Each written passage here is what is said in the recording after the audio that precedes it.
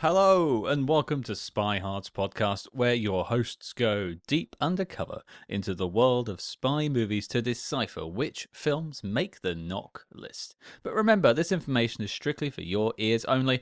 I'm Agent Scott.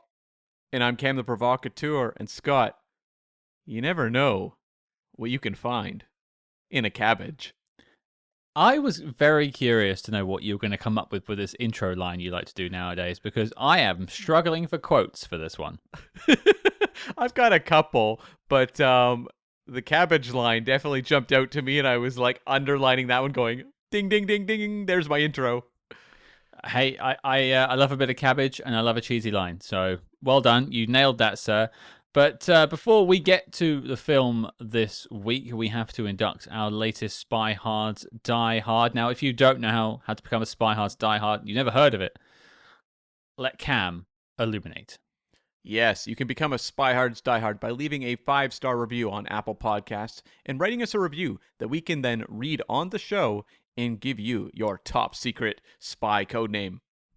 Absolutely, and it's just a little way to interact with the show.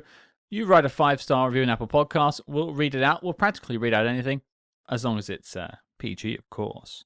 But this week, our latest SpyHards Die Hard inductee extraordinaire is Harry Locke, who writes us on the UK Apple Podcast. I Spy, a great show. 5 stars. Oh. Great opener. This show is an absolute pleasure to listen to, entertaining from start with a pair of hosts that have genuine chemistry. Now, Cam, I've always had chemistry with you. Frankly, this podcast holds us back. Very true. If we were together, could you imagine the sparks that would fly if we were in the same room? They would be combustible. The whole place would ignite. It would. I don't think the podcast world could survive. Move over Joe Rogan, move over, how this was made. It would be Cam and Scott. It would be like the end of the movie Carrie. I haven't seen that, so I'm going to assume that's a big thing, and everyone else is shaking their heads that I haven't seen Carrie. Fair enough. Maybe we can somehow work that into a Halloween Agents in the Field or something like that one day. But speaking of owing it, we owe it to Harry to finish their review. They go on to say, "There is not much more that I can say that others haven't already, but if you love obscure spy films, then you owe it to yourself to try this fantastic show." And boy, Harry, have we got the film for you this week. That's right, we do. And that means you get your code name, and it's inspired by this week's film, of which its title does not exactly lend itself to cool code names. I think we might have to go with, this is tough, Agent of Belgium? Is that the code name? That's the lamest thing I've ever heard. We could go based on the biography of the author of the book that inspired this. We could go with a spy code name from that book, and that was number 63. Oh, I like that. Everyone loves a spy number, 63. Yeah, this one's a little tougher to draw. There's no really cool code names being bandied about in the movie, or we had Chimera when we did Mission Impossible 2, because you've got your evil plot and it's tied to the Chimera virus. That's a cool nickname. This movie doesn't really have that, and so I think number 63 is a pretty damn good one. Number 63 is great. Harry, congratulations. You are now Agent 63. That's a pretty cool spy name. I agree. So there you go. That was the latest SpyHards Die Hard, but let's get to the review. All right, Cam, the time is here. We did tease at the beginning. This one's a bit of an unknown one, a bit of a SpyHards special. That's very accurate, yes. Are we calling it that from now on, a SpyHards special? Well, it has a lot of connections to another movie we covered on this podcast. So, I don't know. It's actually continuing down a trajectory we started, I think, last year. Oh, well, now I need to hear more. Let's get to it. Cam, what are we talking about? We are talking about 1933's I Was a Spy, starring Madeleine Carroll. I have a lot to say about this film, which we'll get into. Okay. It's coming, don't you worry. But if you, by any chance, have never seen I Was a Spy, and that may be quite a few of you listening, here is your synopsis. I was a spy. To answer the lure of her lips was fatal. That's not accurate at all to this movie. She is not a seductress character or anything like that. No, they're really sort of playing it like the Mata Hari, Uh-huh. playing it that way, but she really isn't that. She is the sort of meek, meld into the background type spy. Yeah, and I'm going to talk about Mata Hari going forward a bit too. Okay, fine. Well, I'll read that line again because it's almost as good as the mystery man of the Balkans. Nothing's better than that. It doesn't get much better. To answer the lure of her lips was fatal. During World War I, a young nurse in a hospital in German-occupied Belgium is secretly feeding military information to the British. Complicating matters is the guilt she feels when she has to treat the German casualties inflicted as a result of the information she passed on, and the fact that the local German commandant is falling in love with her. Yeah, and you know what's interesting is that a lot of time when we cover movies from the 30s or 40s, the synopsis is like one sentence on Letterboxd, and this one was actually more detailed, which is interesting. Yeah, I did appreciate that. Although I do, there is a minor sort of failure in this synopsis. Okay, not mentioning Stephen, perhaps, or something else? Oh, I couldn't care less about Stephen, which we'll get to. Okay. Sorry, Herbert Marshall, but the first line says, during World War I, a young nurse in a hospital. Now, I'm not entirely sure she's a qualified nurse. No, she's recruited by the Germans to be a nurse. Yeah. I mean, maybe at that point you were just sort of given the title of a nurse. You were just, and then taught on the job. I don't know. But it's very weird at the start of the film where basically she happens to be walking past someone who's wounded. And then the doctor goes, "You're a nurse now." I mean, thank God no one ever did that to me because I would have lost a lot of patience. I mean, I've been sick with you on holiday, and you've actually been sick when I've been on holiday with you, and I think you would make a better... I think you have a better bedside manner than I would, actually. That is, I don't think, true. Okay, I remember when I was in high school, you had to take, like, aptitude tests for jobs. Okay. And nurse came up very high on mine, and I was like, that is insane. I have a deathly fear of sick people. I don't want them anywhere near me. I am not the person you should ever put into a hospital ward ever, because all I want to do is run for the exits. So I did not take that aptitude test particularly seriously. I don't remember what else was on the list. I just remember being so horrified at that one that I maybe threw the paper up in the air and ran out of the room. I don't know. I remember someone I know though got I think his was a little more detailed. I'm sure it named some jobs up front, but it said one of the things he would specialize in was sorting tiles by color and size. Is that a paying job? I hope so. I could do that. Let's do it. Let's quit this podcasting business and sort some tiles. If it pays well, I'm willing to sort tiles by color and size. Yeah, I suppose maybe one of the questions is, are you colorblind? And he was like, no. And they're like, yeah, tile sorting by color. So... Jeff, if you're out there listening, I know you've done much better. Much better. Hey, significantly better. don't talk down to the tile sorters of the world. No. I consider myself an honorary tile sorter. I am one step away from being right there with them. So no, I mean more knowing where he's gone in life. He's done very, very well for himself. Well, I also wonder then, because there's that TV show, The Sandbaggers, which is about spies, and that sort of term does come up from time to time. Maybe SpyHards listeners aren't SpyHards; they're tile sorters. Maybe, and count me one as well. Yeah, we're all tile sorters here, folks. That's right. By color and size. But let's get to this spy. Now, I assume you've never seen this film. We do have some connections with some of the cast, luckily, which we'll get to. Mm-hmm. But yeah, I'd never seen this one either. So I am quite curious, Cam. How can a chemist win the war? Oh, well. Okay, so I said there was a spy movie connection. What would happen if I were to tell you that this movie has close connections to Lancer Spy? Very, very, very close connections. I would understand that, given Lancer Spy. Okay, so when we talked about Lancer Spy, and I'll give people a little bit of background on this one, sometimes I can kind of go to the familiar, like, Purvis and Wade are back to write the latest Bond film, just as the last few. I don't need to say much more than that. This is a case where I think I need to give a little more backstory in terms of the author of the No, book. no sell it. Just go straight for the info on Lancer Spy. Don't give any. You have to go and listen to that episode to get your backstory. Well, okay. I mean, as you all know listening, Martha Knockhart, really popular author of the time, obviously, right? You all know that, so I'm just not going to go into anything to do with her backstory. You know all about Martha Knockhart. No. So when we talked about Lancer Spy, it was based on a book by Martha Lockhart McKenna. That was her married name later, but she was a popular author of spy fiction. She also wrote an autobiography about herself called I Was a Spy that was published in 1932. And Martha was a Belgian spy for the UK and its allies during World War I. Her codename was Laura, and she used her nurse job as a cover to get close to German military personnel. Sound familiar? Stop me if you've heard this one before. Yeah. She mostly worked with two other female Belgian spies, an elderly vegetable seller named Canteen Ma. Do you remember Canteen Ma? We talked about her in Lancer Spy. I think we dubbed the nickname Camteen Ma at a certain point. I don't remember the Canteen. Maybe you're just doing that in your own head. Although Canteen Ma does sound like a Star Wars character. It does, and we did see Canteen Ma in this film. I thought you were going to say in Star Wars, and I was like, huh? What? Yeah. What a callback. That was B. Arthur in the Star Wars Holiday Special. Oh, right. Okay. Yep.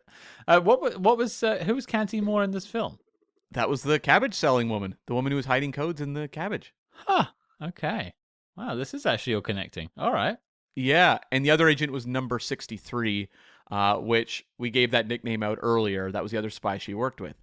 And she had a German lodger, which was sort of her overseer, named Otto, who she had killed after he attempted to get her to spy on the British.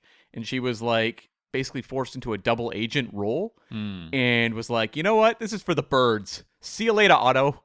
And so Otto met an untimely demise.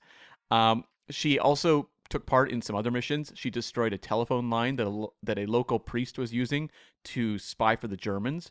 She attempted to obtain details about a visit from the Kaiser in a potential assassination attempt. And she was ultimately arrested after attempting to bomb an ammo dump, and she left a watch behind that led to her discovery. So this film is kind of an amalgamation of a few of her stories turned into one. This is based on her autobiography, and there are elements that are obviously heavily fictionalized, but in a general sense, this movie is her story, and this is the woman who would go on to write Lancer Spy. And she was, as in this movie, arrested, put on trial, and she was not given a death sentence because she'd gotten an Iron Cross for her medical efforts. And so that got her life imprisonment. And she also just had a very, very, very good relationship with all of her patients. And so they all vouched for her. It was not a grand sacrifice, kind of romantic gesture in a courtroom kind of thing. It was honestly having a community around her that very much supported her, even though she was a spy. And so that got her life imprisonment. She got basically 2 years in prison and then was released in 1918 when World War I ended. And after the war, became a novelist. She married a guy named John Jock McKenna. And there's a lot of talk online. I saw a lot of writing about her that her books were ghostwritten by him, like including the autobiography and then several of the novels later, including Lancer Spy, I would assume. It's never been, I think, 100% confirmed, but when they did divorce later in life, the books stopped. So, who knows, right? Okay. Well, I mean, if that was the case, they were obviously very successful at doing it if she had several books. Well, and also, like, it may be a case of, like, she has all of these stories and inside information, and he just has the ability to kind of put them together into a story. So, it was a collaboration, if nothing else. And she has a sort of cachet of her name after the first few books, I imagine, as well. You're sort of selling the author more than the story half the time. Exactly, yeah. So, like, her story, I think when we talked about Lancer Spy, I'm, like, trying to scour my dusty memory banks. It's like it was yesterday, Cam. I can't ever forget that guy's thumb head. I feel like, though, when we were talking about that movie and I read about the author on air, that I was like, why don't we watch that movie? I'll watch that movie about this woman. Well, here we are. 6 months later, accidentally, here we are. And hired to turn this story into a screenplay was W.P. Lipscomb, who has a dialogue and scenario credit on the movie. Credits were a little different back then, the way they credited writers. And he was a British playwright and screenwriter. And he started writing films in the tail end of the 20s, starting with the musical comedy Splinters. And this was his follow-up to the Basil Rathbone film Loyalties. Some of his other notable credits, a couple years after this movie, he did an adaptation of Les Miserables and also A Tale of Two Cities, both coming out in 1935. He won an Oscar for adapting the 1938 Best Picture nominee Pygmalion. He took the play and turned it into a film. Very good film, actually.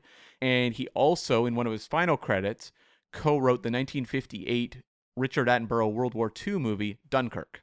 Which is not the basis for the... I mean, obviously, it's based on a real story, but like, did Sam Mendes use the story from that? Or like augment bits of it or something? Was there ever any callbacks in the Mendes version? I think you're blending 1917 and Dunkirk. Yes, I am. That was a Christopher Nolan film. Yeah. Yes, it was. Yeah. I don't got think it. so. Don't write in, folks. I figured it out. He's probably seen the 1958 film, but I don't know that it was a strong influence. I think it's available on maybe even Tubi, so I might watch it at some point because I do like watching old war movies. You do? But I haven't seen it at this point. Okay. Yeah. And so there was also a credit for additional dialogue from Ian Hay, who was an English playwright and screenwriter as well, and started out with a 1919 play called Getting Together, he wrote, that was adapted into the movie The Common Cause, and went on to do some other film work. So I Was a Spy, obviously he gave additional dialogue. He also wrote dialogue for The 39 Steps, Secret Agent, and Sabotage. Which all followed this, right? Yeah, so he went on a bit of a Hitchcock streak after this movie. One thing I think it might be important just to contextualize for people like me who don't know cinema history quite as well is this is 1933 when this film comes out. The book is 32. Where is film at this point? Because we have, very recently gone to talkies, right? 1928 is when the talkies start, yeah. Okay, so this is kind of a new thing still, especially because this is, I think, a British production. It is, and I don't know if you noticed, but some of the dialogue was a little muffled and things like that. At parts of the movie, you could tell that they were still perfecting how to actually capture voices on sets. Because there was a couple points. Where I was straining. It was like the boom mic wasn't in place or whoever they were recording it. But yeah, there was... I think, then in those days, they used to like disguise microphones on the scenery behind props a lot of the time. Sometimes they would also put them in like flower pots and things like that and have people standing near them. Right. Yeah. Yeah, but there were definitely, towards the beginning as well, I noticed it more than the end. But yeah, there was definite points where I had no idea what people were saying. Yeah, and I don't know if, like, you were to look at the American film industry at that point, if they were a little bit ahead. I'm not exactly sure. I'd have to read a book about that sort of thing. But yeah, like the early 30s can sometimes be a bit shaky when you get to sound. Although I don't really have any issues when you get to the mid 30s. Like once Hitchcock's doing like 39 Steps and stuff, I'm not struggling. No. But it's interesting. It's something to bear in mind if you are like continuing on this journey with us and watching all the films along the way. Maybe that's just something to keep in mind whilst you're watching this film. It's like they've just discovered, color, or they've just discovered like the moving picture. This is a whole revolution from silent films. This is notably, though, the year of King Kong. So there are big technical advancements going on because that movie, I mean, in its day would have been like Star Wars in 77. Just people would have been absolutely astonished at what they were seeing. Sure. Okay. Yeah. And then the script for this movie was approved by Marta Knockhart McKenna. She very much signed off on this adaptation. So it was not a case of taking the author's book and just running wild without her having any input. She was actually, I think, quite happy with what they came up with. I think you definitely want, especially if someone's still alive. Mm-hmm. I imagine it's always weird to do a biopic on someone that's still alive. I always find the Elton John Rocket Man a bit weird, despite being an Elton John fan, and I think the film's actually very good too. But doing a biopic about someone that's still kicking always feels a bit odd. Like it's like you need to sort of like tread on eggshells. You can't tell the full story because you don't want to offend them. Yeah, and it's also more of a common thing now where the families are very involved, especially with musicians, where it's like, oh, you want the rights to the music? Well, we get approval then over what story is being told in the movie, which often leads to very like sanitized kind of edges filed down biopics. Look at Bohemian Rhapsody, for example. And there's like the Michael Jackson one in production now with I think like his nephew or great nephew or something like that. And like I have to imagine the whole Jackson family's got their hands all over that, and I don't think they'll be dealing with half the things that you'd want them to. No, so it is kind of like a weird situation where you need that music because that's what draws the audience in. Sure. But at the same time, you're probably delivering a inferior film. So Yeah. I don't know. But if she seemed happy with it, not Cart, I should say, then cool. Yep. And the movie was directed by Victor Saville, who was a Birmingham-born World War I veteran who was actually wounded at the Battle of Loos in 1915 and discharged, and then went to work at a film distribution office, and then began to work in features and newsreels at the Pathé organization in London, and then got into writing and directing in the late 20s, starting with a 1928 drama called A Woman in the Night, which was a drama about a Russian ballerina. And then this was his follow-up to the 1933 musical The Good Companions. And he was like a very busy, versatile, and commercially successful studio director. Not someone with like a string of like all-time classics to his name, but someone that was very in demand and knew how to make accessible mainstream entertainment that people enjoyed. He also directed later after this movie the 1949 spy film Conspirator with Elizabeth Taylor, which you and I were going to tackle on the show some years ago, maybe like 2 years ago, but we just couldn't find a streaming version for you. And that would mean, of course, the listeners out there wouldn't be able to watch the movie either. I have a VHS of it sitting on my shelf, though, for the day we actually tackle Conspirator. A VHS or a DVD? Or a DVD, yeah. Is it a Betamax? It is not, no. Oh, what a shame. What a shame. If it was a Betamax, I could mail it to you to watch. Oh, well done. Well done. Thank you. Thank you. He also wrote the 1951 Calling Bulldog Drummond film. So someone that did a lot of kind of, studio work. Steady hand. Definitely. And just a couple notes about the two leads. Madeleine Carroll makes 39 Steps 2 years later. This movie was kind of like her coming out party. And then it's kind of off and running because she does 39 Steps. She does Hitchcock's Secret Agent. She does The Prisoner of Zenda, which was a big film in its time.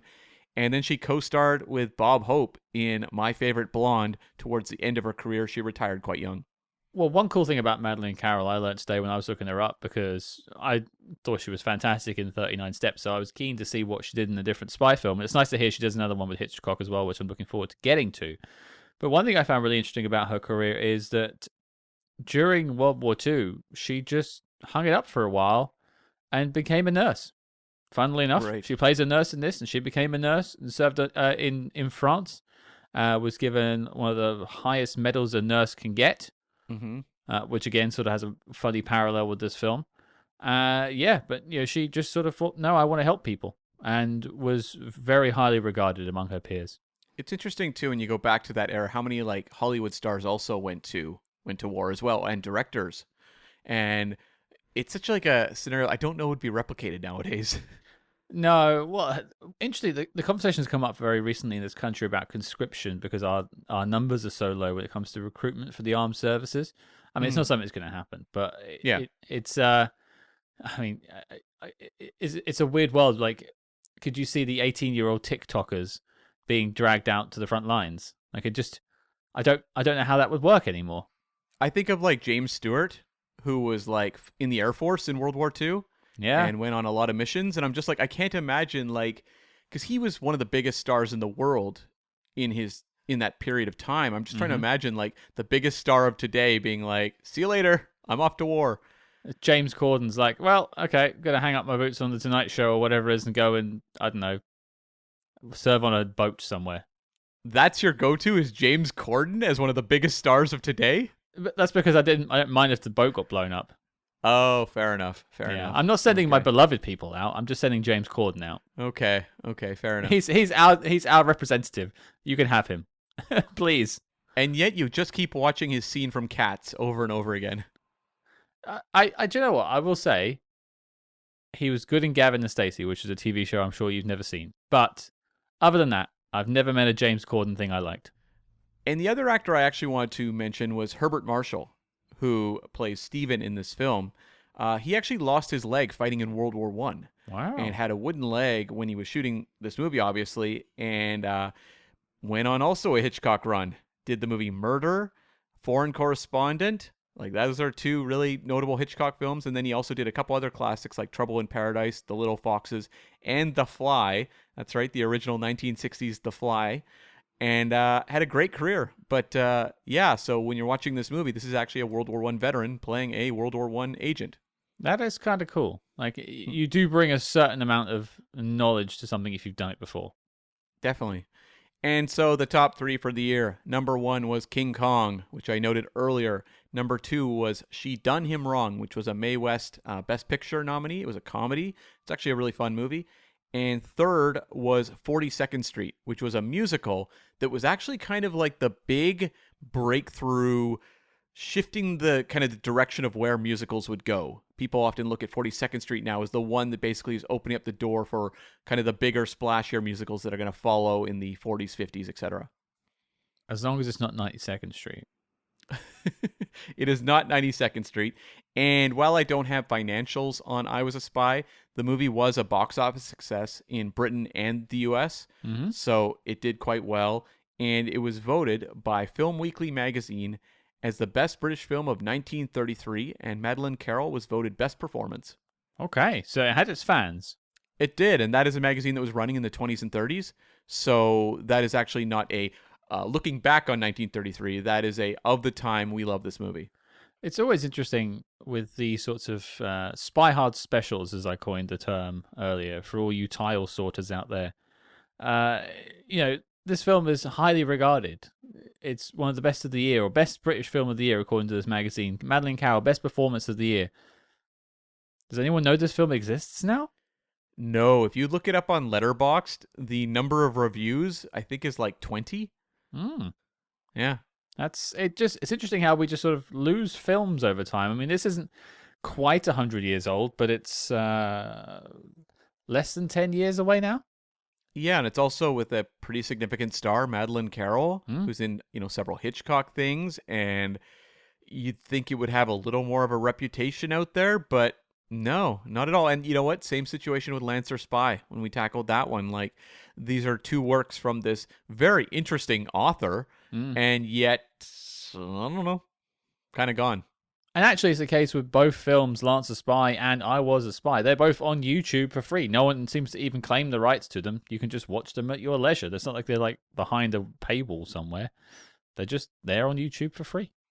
Yeah, it's always like just distribution and then the owning of rights. Because, King Kong is not bouncing around for free on YouTube, right? Like, the people that own King Kong, Universal, are like, no, we are looking after King Kong, thank you very much. Whereas a movie like this kind of slips through the cracks. Yeah, but hey, that's what we're here for. That's right, yeah. And you know what? It is to a benefit to listeners that this movie is available on YouTube in a totally watchable form. It is not muddy. As we said, the audio is a little bit of an issue at times, but that's more because of the times and not because of a degraded version you're watching on, the streaming site. Yeah, and we'll put a link in the show notes below so you can, if you want to click off now, go watch it, come back, go right ahead. That's right. Okay, Cam, are you ready to talk about this film? I am ready. Do you mind if I go first? Please, I love it when you do. Okay. I had an interesting experience with this film. My original top line note was, forget I was a spy, more like I was asleep. Okay. The first 75 minutes of this film were, especially on my first watch, almost torture. Close to torture, right? If it's not for Madeleine Carroll, I think I would have actually fallen asleep. But then, almost as if the director himself also woke up, in the last 15 minutes, this film completely comes to life, and it completely pays off the 90-minute runtime this film has. The 15 minutes was so impactful that it actually pulled it away from the whole, like, I was asleep joke. I think it actually is quite a good film. Unfortunately, it does have that 75 minutes that's more like a docudrama. It takes itself exceedingly serious. Mm-hmm. But then again, this is serious material. It's one thing when I was looking at the second time round, because I didn't know what my expectations were going into it, because Lance the Spy is a bit more of a frolic, Yeah. comparatively. But I wasn't comparing it to that. I just sort of assumed, given the premise, there would be a lightness to this. But it does take itself exceedingly seriously. There's like a bombing sequence that's actually like quite harrowing at about the 60-minute mark, and there are like people getting blown apart, thrown all over the place. It's absolutely insane.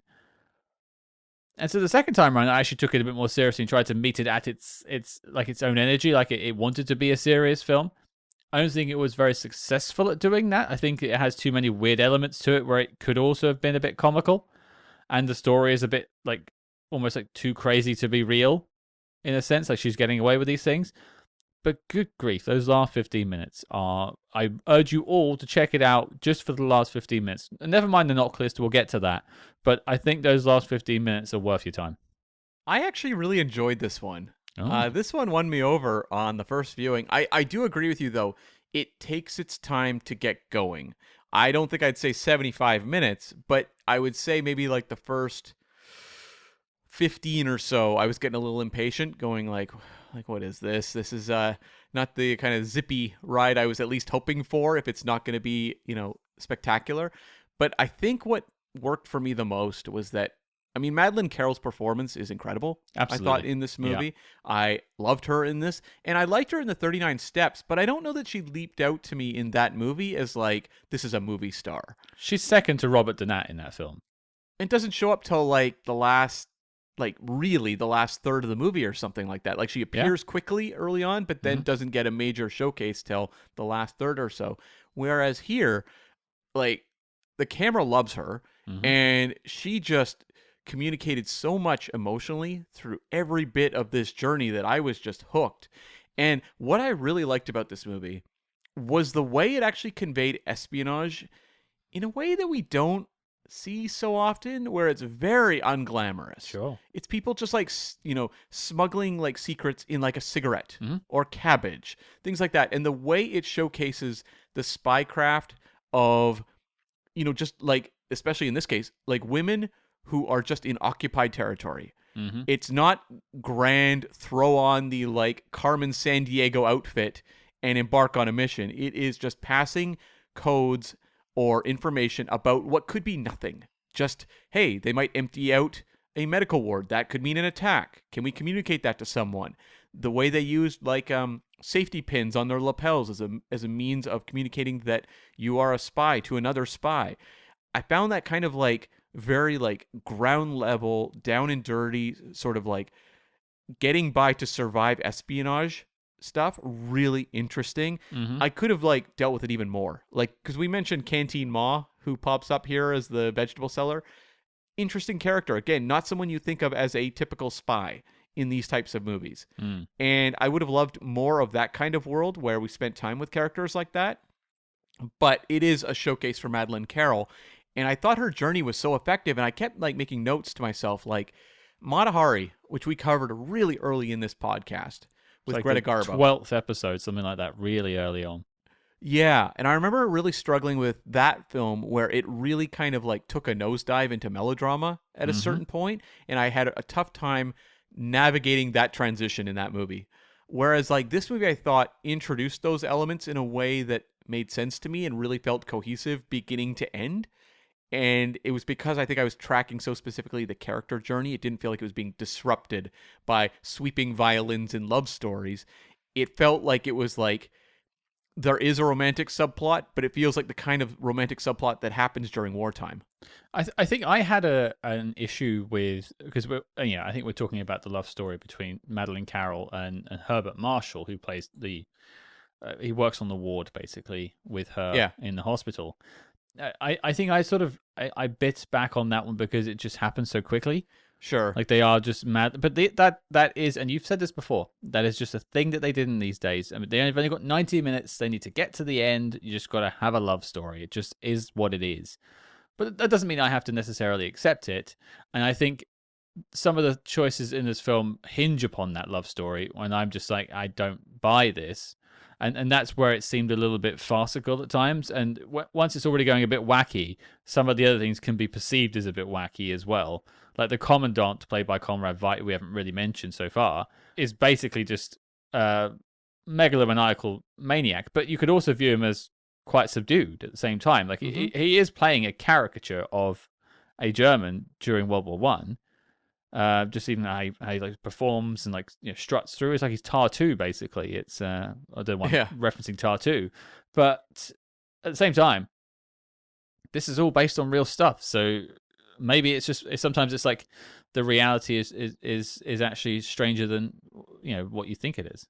What I liked about the Conrad Veidt character was, yes, he is a caricature, but they never play him up as like a one-dimensional evil villain. Like, there is humanity to this character. He clearly is really into Marta. Mm-hmm. And you can see that, like, he is very emotionally torn when it's discovered that she has been a spy and working against him. Like, he's not someone who's just a complete, caricature completely. Like, there is something to that character, and maybe that's partly the performance, because if you're going to have a character like this, getting Conrad Veidt is pretty invaluable. That's basically the guy in the 30s for that. That's the one you call. Yeah, exactly. And I thought this movie was really interesting to watch in contrast to like Notorious, where you have her going away with Conrad Veidt's character to perhaps discover the secret of the Kaiser's visit so they can assassinate him. Mm-hmm. And I thought that stuff was great. And the fact that like Steven is the one who's getting all doe-eyed and being like, he's the one who doesn't want to let her go. And she's like, I'm sorry, I don't have an option. I got to get this done. And she goes on that mission. And there's a point where she's like talking to an ally she has there to pass information to. And she says, well, I'll either find it out now. And then there's kind of a pause or later. And you know what that means. Like, it may be tomorrow morning after, there's been some sort of, sexual encounter. And the movie's kind of tiptoeing around her playing that kind of role in terms of her espionage. And obviously they're trying to communicate to a 1930s audience, which you're not going to be super explicit. But I thought the way that like Madeleine Carroll navigated that, like I could feel like how much she was struggling emotionally going through it, but at the same time knew she had to do it. And there's a moment where she reunites with Steven after that, when she comes back, and you know that something's happened because she says to like to the commandant, please don't, the other Belgians will look down on me because of fraternizing with a German. And he's like, too late, sorry. And we know what happened.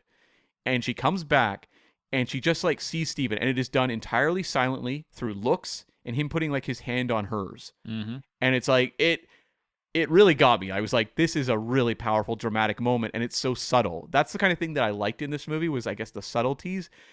But I do think people who are like locking themselves in for like a 90-minute spy caper may be a little bored.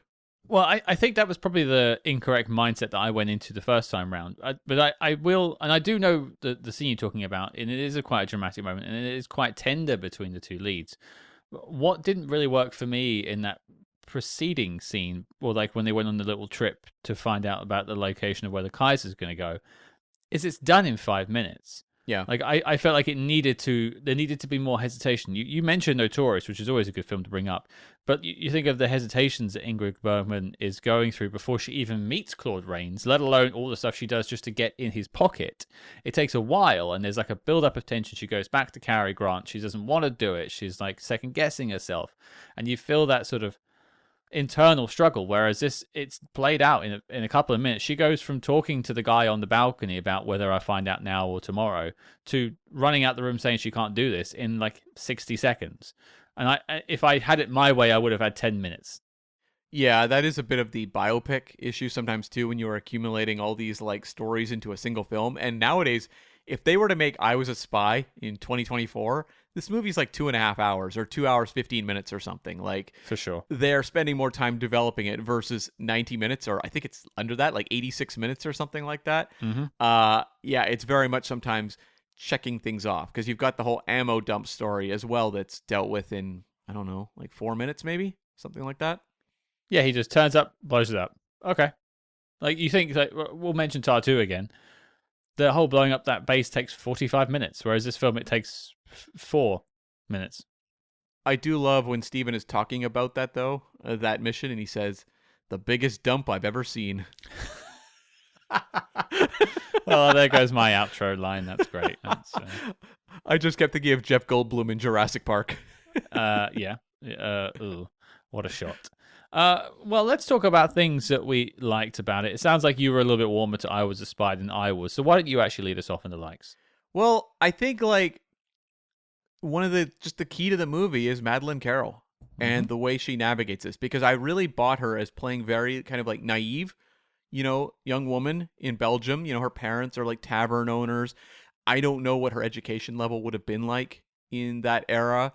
And the way she's kind of brought in as this nurse, and she feels naive. Like it feels like you're watching like a young person here. And that was something we struggled with Little Drummer Girl, where Diane Keaton was playing someone who was very naive, but it didn't really connect at all. Because she was older and had world experience. Yeah. Yeah. Whereas like here, I bought Madeleine Carroll as someone who's very like sheltered and sweet and naive. And I also bought her as someone who got more and more experienced and kind of worn down by the whole spycraft world by the end of the film. Like when we see her in her prison cell at the end, I felt like I was with someone who'd been on a journey. And I just think Madeleine Carroll was just sensational. I don't know a lot about her as a performer. I've obviously seen the Hitchcock stuff, but it made me want to track down some of her other movies, because I don't know that I recognized her as much as a kind of like big star figure versus someone who was just kind of like a reliable actor I would see pop up now and again. Well, I'm fairly certain her back hurt after filming this, because she carries the entire proceeding. She is the linchpin of this film. She gives the only performance I think I'll ever remember from it. I'm not. I mean, maybe the Burgermeister might pop back from time to time. That was a pretty interesting performance. But I'll stick to Madeleine Carroll for a second. That shot at the very end of the film, where the prison door has been opened because the war is over, and she like walks out into the light from the darkness. It's almost like a reverse of The Searchers, with John Wayne walking off at the end when he's like walking out the door back out into the wilderness, and you hear the bagpipes playing, and it doesn't say, the British are here, the war is over. It's like you just hear bagpipes, and that means that the Scottish are here, which means that the British are here, which means that they've been saved. And that's just it's simple storytelling that doesn't like it doesn't treat the viewer like an idiot. And then like Madeleine just sort of like kind of slowly walks out. She's figuring out what's going on, and then it just turns to her face and just like zooms in on her face as this like release happens, and she just is happy for the first time in what feels like a long time in the film, since maybe actually I don't think you ever really see her happy the entire film. She starts off destitute, with no food to feed the dogs that she's got. And then the rest of the film, she's just thrown around by a bunch of Germans. So this is actually maybe the first time in 90 minutes you see her with some sort of a smile. And that's the shot that will stay with me for years to come. And it's also like she's smiling, but it's almost like a little bit of a melancholy moment too. It's not like a big like parade. They pick her up and carry her down the street cheering. It's like it's a new world and she's wandering out to experience it, but you don't know what it holds for her. And also, what in this version of the story, obviously in real life, there was more sacrifice by the sounds of it, but, what she has sacrificed to be here. Yeah, and obviously the Stephen story element hangs over that as well, having given up his life for her, again, fictionalized, but you do carry that through the character when you're watching the movie. Yeah, you buy that by the end she's been beaten down by the whole thing. It's quite a melancholic film. It is, yeah. Really, it doesn't really have a happiness moment. Even their relationship sort of, war torn is probably the best word for it. Like they never really get to come together. Well, and too, if this was like a American film, like, and it was the Americans coming in, like the way they would portray that final scene would be, there would be much more pomp and circumstance to it. Whereas like that parade is like something that's happening down the street. Yeah. You can see it, but it's not something that she's like actively participating in. It's not a big confetti parade kind of thing. It's something that is more like basically just a cue that the world you did live in is over. Yeah. And things could get better. Yeah. Yeah. But yeah, you're right. Madeleine Carroll is, with a capital M, the best thing in this film. She's not my MVP though. Oh, okay. My MVP is Conrad Veidt's eyepiece. Have you ever tried to actually put in a monocle? Yes, and I couldn't do it. I haven't got like shallow enough or like deep enough eyelids. Basically, like I'm too flat. I can't do it either. Many years ago, my sister and I were doing Batman costumes for a Halloween. We were going out to like this thing they do. We have like the Pacific National Exhibition. It's like Playland, kind of amusement park. We saw Playland actually in Cats and Dogs 2 or something. Yeah, Cats and Dogs 2. But they do a thing at Halloween called Fright Nights, and we were going there. So I was dressed as Joker, and she did Penguin. And so the Penguin, she was doing the Danny DeVito version, and it has the monocle, and she could do it flawlessly, and I could never do it to save my life at all. No, I've tried to. It didn't work. But Conrad Veidt keeps that thing in the entire film, and he changes facial expressions. He talks with it in. This man knows his monocles. Yeah. I mean, is that why monocles aren't really a thing anymore? Is because so few people can actually use them? I don't know. I don't know if humans' faces have evolved in the last 100 years. Well, okay, why are monocles not more common than nowadays? Well, I guess it was a way of saving money back then because you wouldn't have to wear two lenses. You only have to buy one. Whereas now, lenses are cheaper, and it would. I think if someone turned up to like a workplace with a monocle on, they'd probably be like, "What is this guy's problem?" HR. He keeps staring at me, but with one eye. That's when you have to keep walking up and going, I have my eye on you. Yeah. Well, I for likes, I did want to sort of talk about something real, not just taking the mickey. And I've spoken about that last 15 minutes, so I'll maybe leave that there because that was the moment that brought me back to the film and sort of coloured my second viewing of it and made me sort of appreciate what they were doing a bit more than I did originally. And I hope that does for you all too. What I want to talk about is the cinematography. Yeah. I thought was rather interesting. It's not Tonight We Raid Calais levels of this is punching way above your weight. But there are some moments in this film that I really appreciate. There's a moment, for instance, where Madeleine Carroll is dropping off a letter through a window. She's dropping off a signal or something like that. And it's like a tracking shot done from chest height, but it's almost as if someone's watching her. They've sort of framed it like that. And it just isn't something I've seen in the film from the 1930s or anywhere around this sort of era. It feels like something that you'd see much later on in like the 60s, say with like, Sidney Lumet or something like that. I love that moment too. And you mentioned it earlier when there's the bombing at the gathering. The shot where you see the planes coming in. That felt to me so ominous. And it almost gave me vibes of the plane in North by Northwest, where it's like it's in the distance. And you see that Madeleine Carroll is looking at it and seems concerned, and it has that kind of building tension as they're getting closer and closer. And knowing what they're actually doing, I mean, they're at church service, yeah, and they're bombed to smithereens. And now I know, these are the Germans in World War One. They were technically our enemies at that point. If we're saying that we were part of the Allies, as you and I, but I understand why they treat it in that fashion. But it is very dehumanizing at the same time. Like that, they shell the hell out of those people. Now, I know they're not real people being shelled. There's lots of dummy work, which I think is always fantastic in a film. I love seeing dummies blown apart and thrown out of windows and thrown off of like mountains and things like that. So great to see. But it really comes out of nowhere. It does, yeah. And that scene I thought was really effective. And it's really the only scene of like war violence we see. It's the gut punch. I mean, I would say, no, I think there is a second scene in this film, actually. There's the moment where like the German officer goes up and like shoots through a window and kills someone. Okay. I thought that was really effective. But like in terms of like kind of like large war action sequences, that's the only one. Maybe this doesn't count as large for you then, but the moment that jumped out to me was the other one. I think was quite not horrific, but quite memorable, perhaps. Is the moment where you see the gas victims in the hospital and they're all like wheezing and coughing and like dying basically in front of you, and there's a lot of people that are acting it out. And it sometimes makes you wonder if some of those people actually were around that stuff or had seen friends that had done it, because that wasn't that far removed from actual World War One. and that was quite horrific. There were like bodies stacked on top of each other, and these were all like real people just coughing and wheezing. They'd been, I think, was it mustard gas that they'd made or something like that? Chlorine gas. Chlorine gas. Yeah. Yeah. That scene, though, it's the aftermath. You don't actually see the gassing. Sure. Whereas when it comes to actually staged violence on screen, there's really just that plane sequence is the only real war violence you see. But yes, there is definitely aftermath stuff.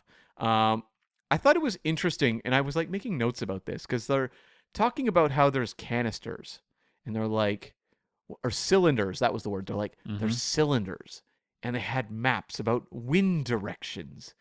What could this be? And I'm sitting there going, gas, gas, gas. And it took them quite a while to be like, wait, a chemist is here? Hold on. Wind direction, cylinders, chemist.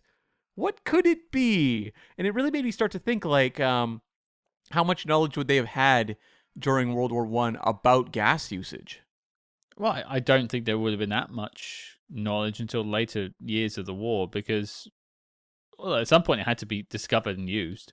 Yeah. There had to have been a first strike or a first like campaign of the first few months where it surprised people. So I would probably place that in this in that time period where the German forces were deploying it at this stage and it was surprising people. I just wondered because it's like it felt like it was leaving almost like breadcrumbs for the audience to try to figure it out with the characters. Yeah. And I was like, it was weird to me because it seems so obvious. But then you got to think like in 1933, this is a lot fresher, but we've also had almost 100 years to study this war, and we learnt about it in school. These people didn't learn about it in school. Yeah. It happened while they were in school. Like, some people might not know or might not have known the effects of the gas or the effects of what it could look like. So showing those bodies, despite it being the after effect, I know what you're saying, is still, I think, quite a gut punch. Because you may not have actually thought like, oh, this actually what happened to our poor boys out there. Yeah, totally. And I think before we move over to dislikes, there was one more thing I really liked, and that was the sort of 90s sitcom style intro sequence introducing the characters.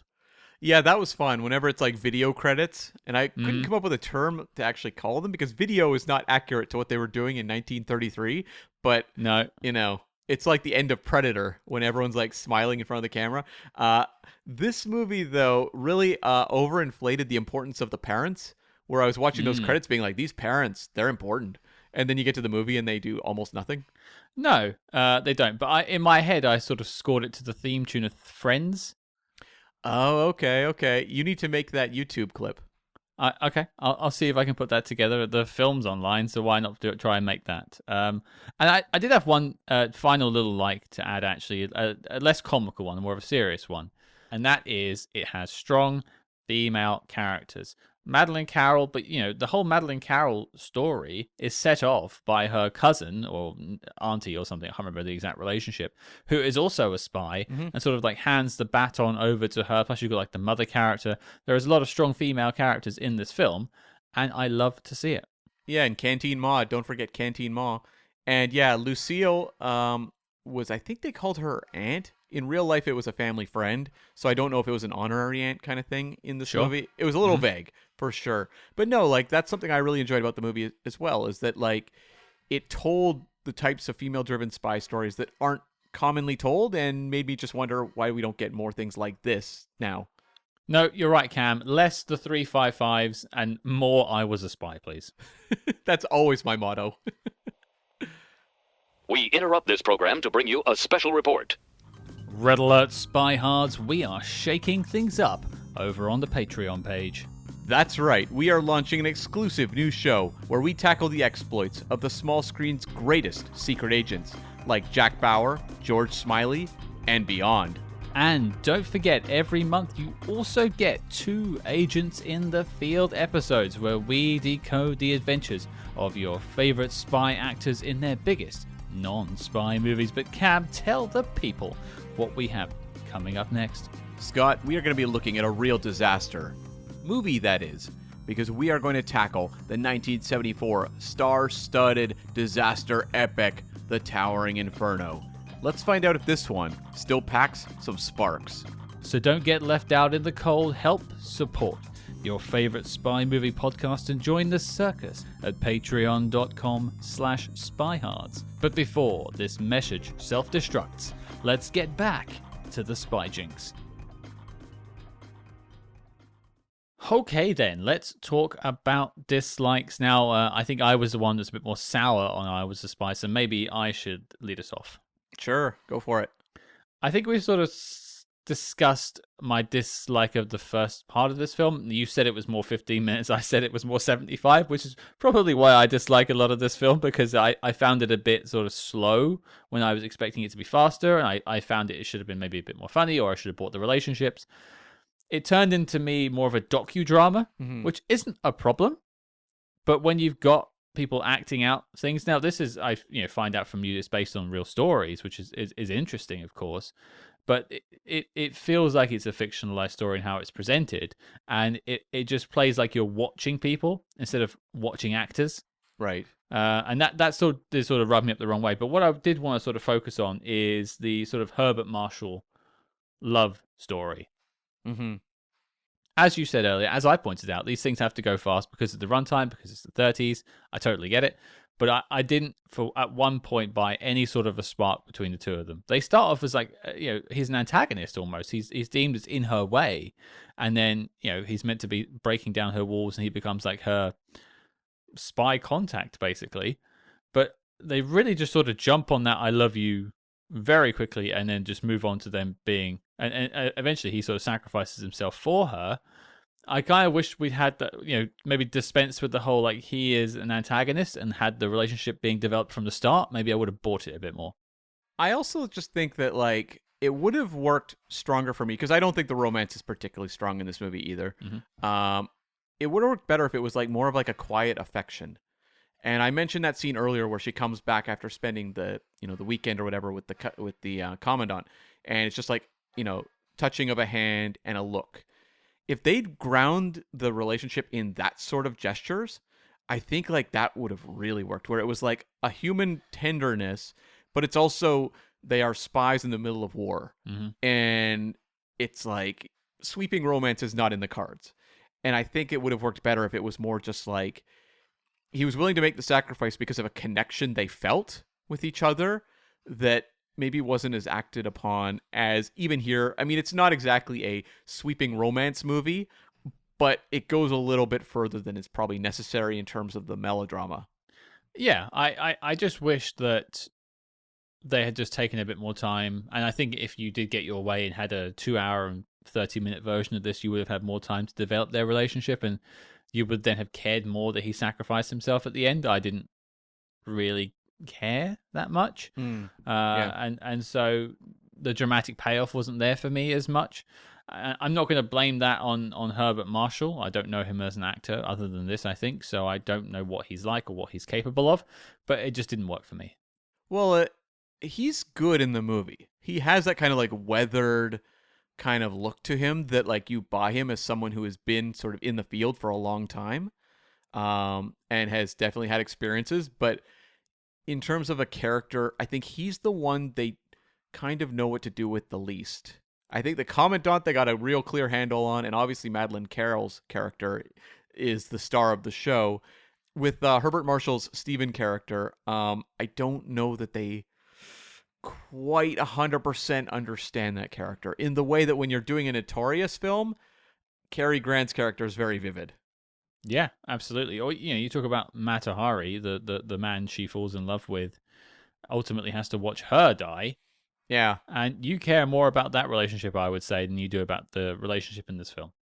Well, it also feels like Stephen is set up to die, right? Like when he makes that decision at the end, I mean, what else does this guy have to live for? We know nothing about him, really. No, I don't even know necessarily who he's working for, or we know he's working for the British. He is a spy, but nothing about his sort of constitution, why he cares. I don't even remember if he was actually from Belgium or he was a German. I think he was Belgian. I think. I remember them sort of saying he's German. Oh wait, and that's why she was like, oh, he was. That's why he was in the uniform and everything. Yeah. So then, like, there's something interesting there, like a German betraying his own country. the fatherland? Like, why is he doing this? Dig into that a little bit. Well, tell us something about him. What was he like before the war? Why did he betray his country? Did he see something he didn't like, or something? Yeah, does he have any family? Does he have anything? Like, we have no sense of his inner life whatsoever, whereas we know about hers. The Commandant, I don't know that you need that much insight. You understand professionally as to who he is and what he wants. Like, mechanically, his function in the town is this, and that's what he does. Yeah, exactly. Like, you don't need to know that much more. But with Herbert Marshall, it just feels like he's the thinnest of the three. Well, okay, what about you, Cam? A dislike? I think for me it is like the build up to the movie. I think it's a little clunky in the setup. And for me it was like more the 15 minutes, but like it also felt like things weren't being explained particularly well. Like the fact we really didn't know who the aunt was, Aunt Lucille. It just felt like in terms of kind of setting things up, it was clunky. And also we've tackled like a number of movies from the 30s now, and some feel creaky and some don't. Some movies will just feel like, holy smokes, like this is just zipping along. 39 Steps, for example. Sure. This one felt a little creakier in the construction than some of the other movies of the 30s. This is kind of a little more of the movie that people probably think of when they think about watching a movie from the 1930s. This is what I thought of when we started doing this. This is what and like Mata Hari was sort of like this as well in a lot of ways. I mean, it had like the lavish production and the costuming, I think, really stood out with Mata Hari. But I think in terms of like the melodrama, in terms of its sort of racing to the finish line attitude, and just sort of a bit, not shoddy is probably not the right word for it. It's not a shoddy production. They actually threw a lot of money at this. Well, I think they wanted to anyway. But just, I don't know, creaky is the word I'm looking for. It feels creaky. Yeah, it's kind of a case where it feels almost like stagey as well. Like there are very cinematic moments that we talked about, like the planes coming in and things like that. Yeah. But it often feels kind of like almost like stage bound at times. And sometimes it doesn't have that kind of like that immersive feel you get with some other movies of the 1930s where it's like you are sucked into that world and you are off and running. This one feels like it's kind of lurching a little bit in that first section for me where I'm like, okay, this doesn't feel as inviting and welcoming as some other 1930s films. This feels like one that is a little more work to invest in, but it does get there. I think once you lock into the Madeleine Carroll character arc, you're good to go, but it takes a while. I think for me it takes a little bit longer just because it takes a while to have any sort of real stakes for her and in what she's doing. She's generally just getting away with it for a very long period of time until like her contact is shot and it falls through on the trip, and then she gets arrested because she picks up the watch. Like all the house of cards she's built starts to crumble. Yeah. You know, that's when it gets interesting for me because like, oh, okay, she's actually in peril now. Whereas like for me, I said 75 minutes. It's probably me being facetious. It's probably more like 60 minutes. But for those 60 minutes, she's basically just got plot armor on. I think I was more on board once she began to enter the world of espionage, where it was more like the tricks of the trade being shown to her. And that stuff's more after 15 minutes. And that to me was where the movie suddenly went, okay, this is interesting. The way we see that they pass secrets around and things like that. And we feel like we are getting kind of a guided tour of World War I Belgian espionage tactics. I was like, oh, Sure. Oh, that's kind of interesting. Oh, I wouldn't have thought of that. And the way it was all very unflashy. Yeah. I thought that was actually where the movie clicked. Well, it feels very specific. Like the people involved, and obviously it turns out, you know, the person it's focused on was a spy doing this in this country at this time. She knew what she was doing and talking about. It feels like a lived experience, and there's a lot of specific bits of tradecraft that you'd only really know if you were there doing it. Yeah, like they clearly took very strong parts from the book that were based on her life, and they obviously injected some melodrama along the way, but when it came to the specifics, I thought that was on point. And it's not something, I feel like when you and I have tackled spy movies from the 1930s and maybe even 40s, you don't get as specific a details as this movie has. No, it probably just feels more like sort of general spycraft, as it were, as people perceive spycraft. Well, this is, of course, from the memoirs of a real spy. A lot of it is like they go undercover and they just need to like not get caught. So they're like, you know, observing things or taking notes. But I don't feel like you see as much tradecraft in older spy films as you do in this movie. I think the 39 Steps has a little bit, like the man without the fingers and stuff like that. There's particular things going on there, but then I don't remember what John Buchanan's history is with spycraft. If he was one, I can't remember. So maybe that's coming from him. It could also just be like Alfred Hitchcock had such an attention to detail that sort of thing would bother him not to have. Sure. Yeah. Versus like other filmmakers who would be a little more like, I'm making a 1930s spy caper. Let's go. The other thing I wanted to bring up in the dislike section just briefly before we go to final notes was there is a small bit of music to start the film. Yeah. But I think there are moments in this film that would have benefited from some sort of score.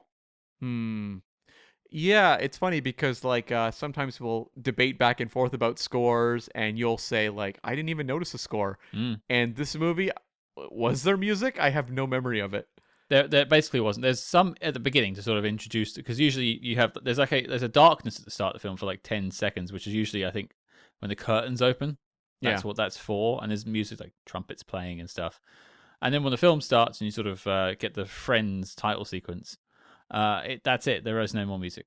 So maybe that actually works though, in a sense, because the next time you hear music is when it's the Scottish bagpipes showing up. Yeah, yeah. Maybe that is a choice. I'd be interested. I don't know. I don't know the era very well to be like, is scores a normal thing? Would you expect a score at this point? Not to the degree you would have scores now, but they would usually have some sort of music they would be working in. Yeah. I mean, I'd be interested to hear from you all because, we always put our hands up if we don't know enough about something. And if you know a little bit more about what should be going on, if this is the norm for 1933, or if this was more of a choice from the director, it'd be interesting to find that out. I mean, there were movies with scores, but it wasn't kind of like wall-to-wall music the way movies are nowadays. So, and often you'd have characters perform music on screen. They play the piano, or if it's a Marx Brothers movie, they're going to play the harp or something like that. Sure. But it's like, I don't know if that was intentional on the part of this movie, but it is interesting if it is only music at the start and then nothing, and then you don't hear music again until the Scottish show up. That's actually, I think, interesting in terms of the construction of the movie, but I don't know that it landed on me that way when I was watching the movie. That's more in retrospect. I wonder if that was intentional then, if that is the case. Because for me, it stood out to me all the way through. There was no music, a lack of sound. There was even moments of just silence. And so I know the music at the start, and obviously we mentioned the bagpipes at the end. So maybe it was a sort of showing her that life has begun again. Yeah. And they also used library music a lot in those days as well. Like you'd have some scores that would just pop up over and over again in movies. So they could have probably used catalog stuff as well, but yeah, I wonder if that was intentional. Well, let us know what you think, folks, on that one, but let's just throw it over to final notes. Cam, what do you have? I had a couple final things. I thought it was interesting that you had that opening text quoting Winston Churchill. That was very much a respect your spies. They're out there doing the good work. Scott, when do we ever hear that in any other movie? When did we get our respect, Cam? Well, we're like Rodney Dangerfield. We get no respect. Get none. That's part of our shtick. But no, I thought that was actually interesting because you so rarely hear people talk about like the bravery of spies. It's more like, oh, they're schemers out there. They're doing things. It's obviously a choice, and I imagine that's more to do with probably keeping Knockhart happy because it's her story. Yeah, being pro spy, as we are. That's right. And I also actually really like the moment at the end of the movie when she was in the courtroom and declared herself an agent of Belgium. I thought that was really good because it's like, are you with us? Are you with the Allies? And she's like, I'm an agent of Belgium. And you're like, hell yes. Fireworks, fist bump, applause. Well, that's where like the Burgomaster sort of comes out as well as quite cool because he's like, well, this is like the 21st time I've declared myself an agent of Belgium or whatever it is he says, and I'll keep doing it. Because he's like a locked-in guy. I imagine he was like the mayor of the town before the Germans came along and they just kept him as sort of a figurehead. Yeah. And the Burgomaster was played by Edmund Gwenn, who played Santa Claus in the original Miracle on 34th Street. And according to Wikipedia, so I didn't cite this in the behind the scenes, but they cite him as being a co-writer on this film. I could not find that backed up anywhere else. And the link that Wikipedia gave led to a website that was not in English that I translated, and there was no mention of his name anywhere on the page. So I don't know why Wikipedia is reporting this, but Edmund Gwenn if you did have some sort of writing work on this film, If you're listening, from the great beyond, let us know and we will give you proper credit. quite a burgermeistery. This is what you turn up for every week, folks. 2 notes I had. Firstly, and this is something I've noted before in other spy media, but you did credit them for the safety pins. Yeah. I find it a bit crazy that they would have something so overt, Sure, whilst trying to be covert, because it's like the old Section 31 wearing the black badges nonsense. right? Yeah. I don't know. I feel like if it's a known code for spies and you're wearing them, surely everyone's gonna be like, "Oh, that's you're a spy." No, I'm not. Why are you wearing 2 safety pins slanted sideways? Fashion? Like you're just walking into a trap, right? Is it a known code though? Steven knows it because he is a spy. Someone's going to give it up at some point, surely. Someone's always going to ruin it, and That's true. It won't disseminate to the whole core of spies, and so someone will get found out. Yeah.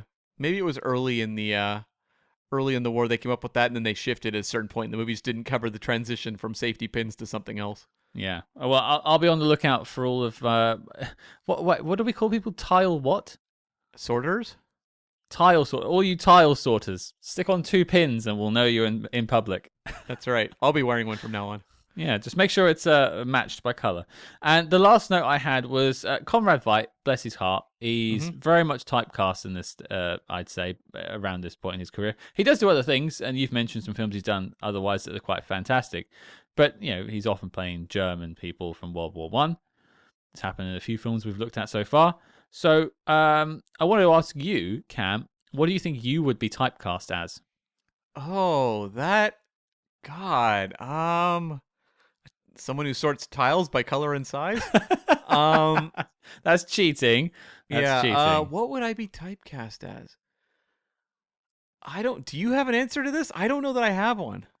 I have a feeling I would be that, I'd be Paul Giamatti's understudy. Paul Giamatti's understudy.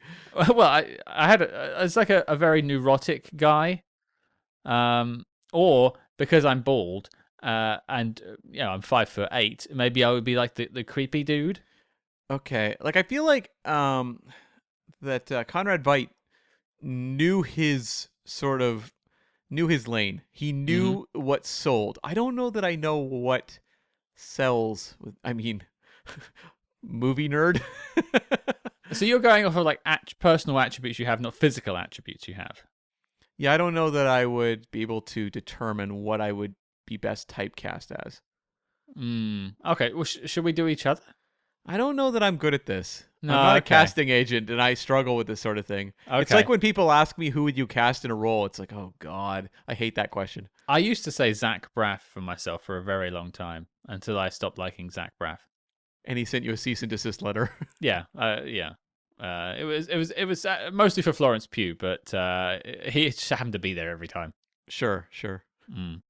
I don't know. I think just based on what I'm like, I'm quite not a hypochondriac, but like I do like to remain clean and away from bugs. And I suppose I know I'm quite nerdy and I'm quite a talker, so maybe I'm one of those like over-explaining nerds that gets really nervous and like just keeps blabbering until he gets shot. I'm definitely not getting cast as like calm, cool guy. That's for sure. No. I'm okay. Well, okay. Hang on then. Let's look at like spy movie tropes, right? I'm the guy in the van, right? I'm Benji. Yeah. Like I feel like they might cast me as like tech guy, but I'm so not a tech guy. No. Well, neither of us are particularly techie, but I think in terms of like spy tropes, neither of us are James Bond. Nope. We're much closer to like Nigel Smallfawcett than anything else. I think you may have nailed it there. We are getting pushed into jacuzzis at the end of a movie. Mr. Bond, no! Well, it's time to talk about the knock list now that me and Cam have been pushed into the jacuzzi. I Was a Spy. Is it making the knock list? Cam, what do you think?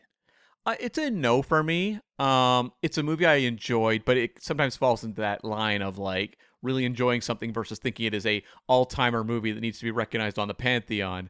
It's not quite The Wrecking Crew. Leave it alone. Yeah, you know what I mean.